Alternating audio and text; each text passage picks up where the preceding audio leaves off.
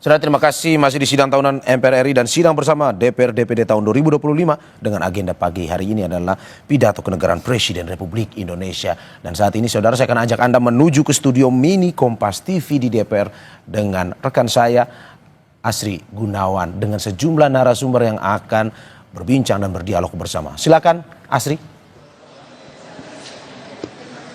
Ya Mario, kurang dari 1 jam menuju pembukaan sidang tahunan MPR RI, kita sama-sama ingin mendengarkan apa kemudian yang disampaikan oleh Presiden Prabowo Subianto dalam pidato kenegaraan perdananya. Tentu saja arah kebijakan apa nanti yang akan disampaikan, kemudian evaluasi serta refleksi dari kinerja hampir 1 tahun ke belakang selama ia menjabat sejak 20 Oktober 2024 dinantikan juga. Dan kita akan jelang menuju pidato kenegaraan Presiden Republik Indonesia bersama 3 narasumber yang sudah bersama saya saat ini di studio mini Kompas TV di Kompleks Parlemen. Ada anggota DPR RI, fraksi Partai Golkar, Mas Armuji. Assalamualaikum, Pak Ci. Waalaikumsalam. Ada anggota DPR RI, fraksi Partai Demokrasi Indonesia Perjuangan, Mas Arya Bima. Mas Bima, apa kabar? Selamat pagi, baik-baik saja, merdeka.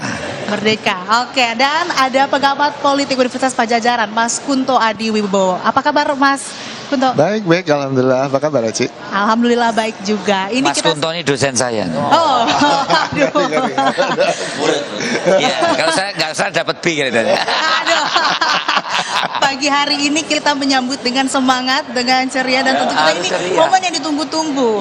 Ini karena momen pertama kalinya Presiden Prabowo akan menyampaikan pidato kenegaraan. Sebelum kita membahas ke sana, saya ingin tahu dulu, kan ini juga jadi momen pertemuan tokoh-tokoh penting, tentu saja.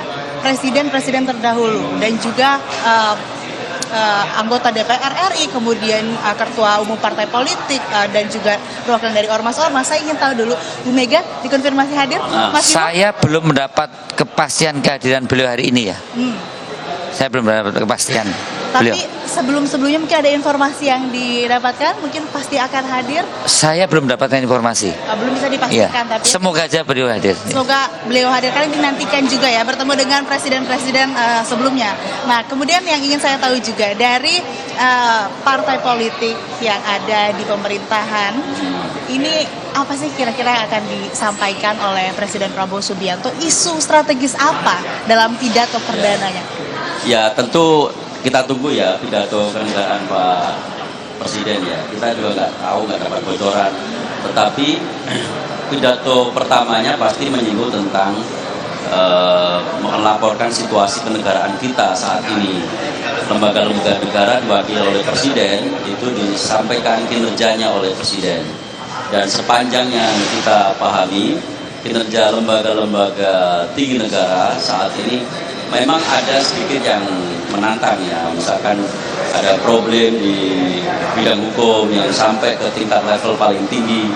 Tetapi ya alhamdulillahnya justru sekarang momentum untuk bersih-bersih, momentum Pak Prabowo untuk membenahi semua urusan, termasuk salah satunya dari sisi institusionalisasi hukum. Jadi apa yang dilakukan oleh Pak Presiden saat ini dengan membiarkan atau memperkenankan aparat penegak hukum untuk memeriksa di lingkungannya sendiri, itu merupakan suatu prestasi tersendiri menurut saya. Ke depan tentu banyak tantangan. Pak Presiden pasti akan menyampaikan tentang tantangan Indonesia, terutama menyangkut tantangan global, situasi global yang tidak mudah saat ini. Tetapi dari data-data yang kita miliki, insya Allah Indonesia akan berjalan pada track yang benar. Apa yang sudah diprogramkan oleh Presiden akan berjalan terus, dan itu bagus-bagus semua. MBG, terus program-program yang lain, kedaulatan energi, kedaulatan pangan, tentu akan kita support semaksimal mungkin agar betul-betul Indonesia merdeka itu betul-betul Indonesia yang berdaulat, bersatu, adil dan makmur, sebagaimana yang dicita-citakan para pendiri bangsa ini.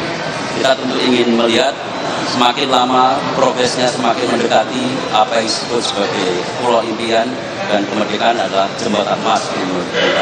Baik, dan saat ini Wakil Presiden Republik Indonesia Gibran Raka Buming Raka juga telah tiba di Kompleks Parlemen Senayan Jakarta, saudara. Sebelumnya Presiden Prabowo Subianto juga terpantau sudah tiba di Kompleks Parlemen dan segera mengikuti sidang tahunan MPR RI dan sidang bersama DPR, DPD RI, dan juga nantinya Presiden akan menyampaikan pidato kenegaraan pada kesempatan hari ini di ruang sidang paripurna.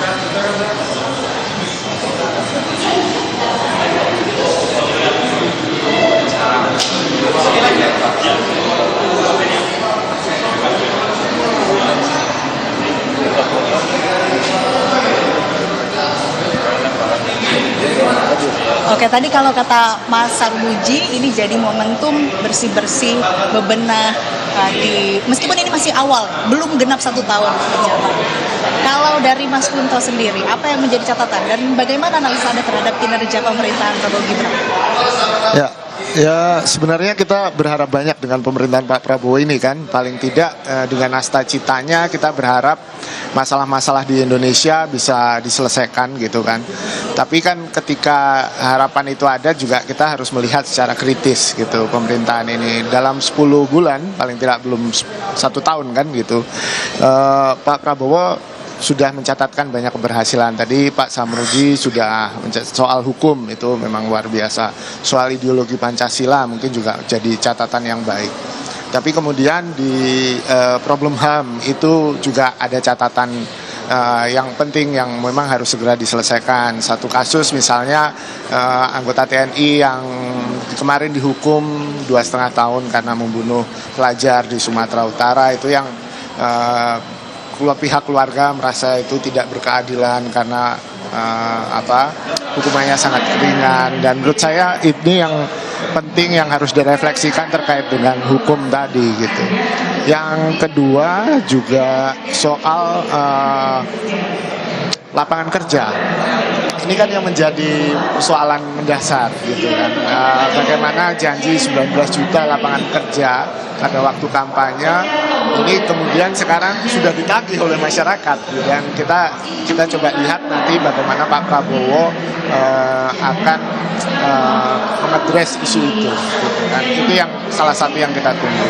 Selain tentu saja persoalan ekonomi seperti banyak pro dan kontra tentang angka pertumbuhan kita yang dianggap terlalu luar biasa gitu kan. Dan ini juga penting bagaimana Pak Prabowo kemudian nanti meyakinkan tidak hanya kepada publik tapi juga pelaku pasar di luar bahwa memang angka itu memang angka yang real dan bisa di-backup dengan banyak data. Paling tidak itu Mbak yang saya harapkan dari pidato kenegaraan kali ini. Oke. Kalau dari partai politik oposisi, penyeimbang, ini apa yang jadi ekspektasi PDIP disampaikan dalam pidato kenegaraan ini? Isu apa?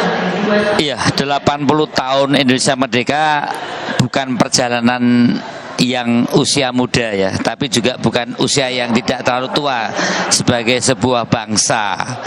Kalau fase 1945 itu kan fase kita merdeka secara politik. Merdeka fase di mana kita pengen lepas dari kolonialisme.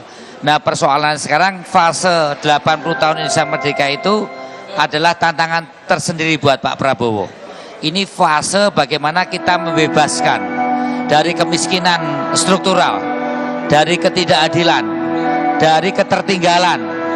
Ya, ini adalah sesuatu yang menjadi ujian Pak Prabowo, dan ini bisa kita wujudkan dengan sistem yang demokratis.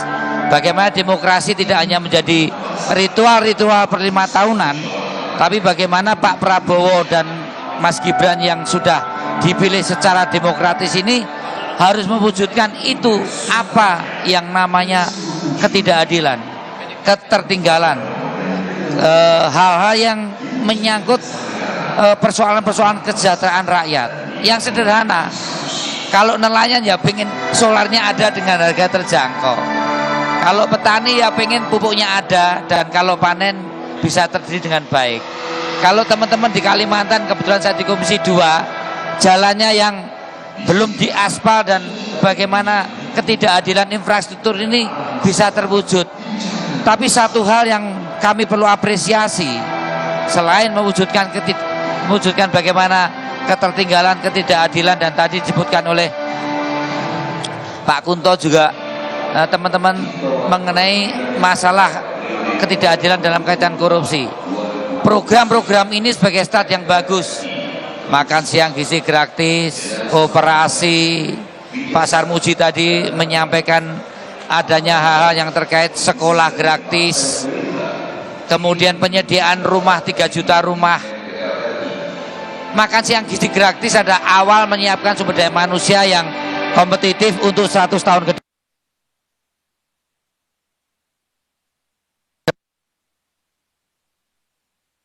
Partai Golkar, duitnya ada enggak? Bagaimana kita harus cari betul penerimaan negara ini dan menutup defisit anggaran.